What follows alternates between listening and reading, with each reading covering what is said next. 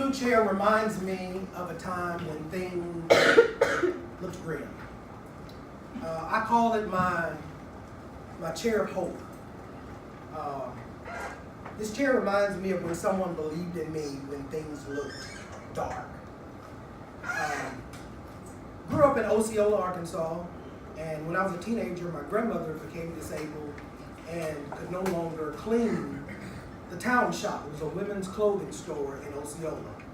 So I would go with her occasionally to help her clean. And when she became disabled, Miss Emily Edgerton offered me the job as the janitor or to clean the store a couple of days a week. So that became my first little job, was to make a little change by cleaning the women's clothing store called the Town Shop in Osceola. Well, the store was getting ready to close. She was getting ready to retire.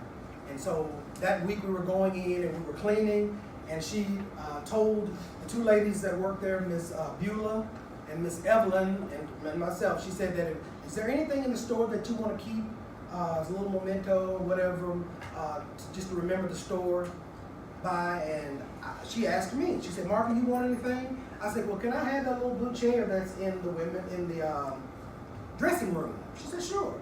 So I put it on her back just like this, got on my bicycle and took it home.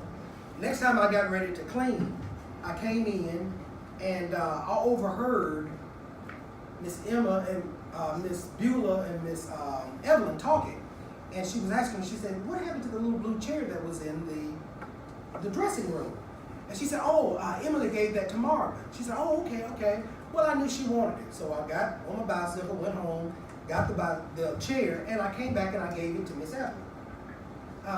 And she was very appreciative. I was like, well, you really want it? I was like, it's no big deal to me. Now, during this time, we were on food stamps. My mom was in a relationship that wasn't the greatest, so grew up around alcoholism. And there was some crazy stuff going on at home at times. And sometimes I was using the little money I made there to help put food on the table. I was the oldest of 3 children. My mom had lupus and pancreatitis, so she stayed in the hospitals all the time. It wasn't nothing for me to spend the night in the hospital, get dressed there, go to school, come back, check on mom, then go to my grandma's house, make sure my younger sister and brother were okay.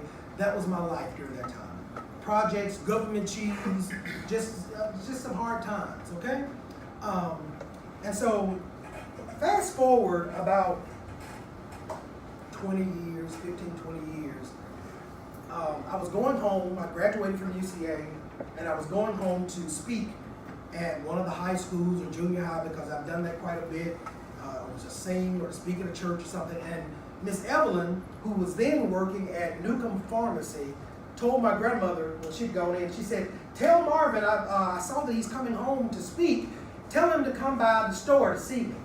So I stopped by Newcomb's Pharmacy to see her, and we embraced each other because it had been a while. And she told me, she said, before you leave going back to Conway, I want you to stop by my house to see me. I said, yes, ma'am, I'll do that. So I was excited. I was like, she could really bake. So I was like, she's going to make me some brownies, and I'm going to eat them all the way back home to Conway. So that Sunday morning, before I got ready to leave, I stopped by her house, and I knocked on the door. She came to the door, and she gave me this chair back. And I'll never forget what she told me. She said, Marvin, I'm so proud of you. She said, I always knew you were going to be something, that you were going to make something of yourself, that you were going to beat the odds, that you weren't going to become one of the statistics. She believed in me when things looked dark. She may not have known everything that was going on in my life at that time, but there was a lot of stuff going on. She knew I didn't come from some affluent family or had a lot of money, because my grandmother was working for them. But she believed in me. She saw something in me that made her think, this young man, he's going to make it. And I just believe in him, and I just hope the best for him. And she gave me this chair back some 15 years later. It sits in my office now as a reminder of someone believing in me when things look dark. I want you can to be that for you this semester. I want this to be your semester where you're feeling someone is rooting for you, someone is in your corner. You know why? Because you can. I believe you can. I did. Can you? I can. All right. So that's the way we're going to start this semester off, with that attitude, that we can do this.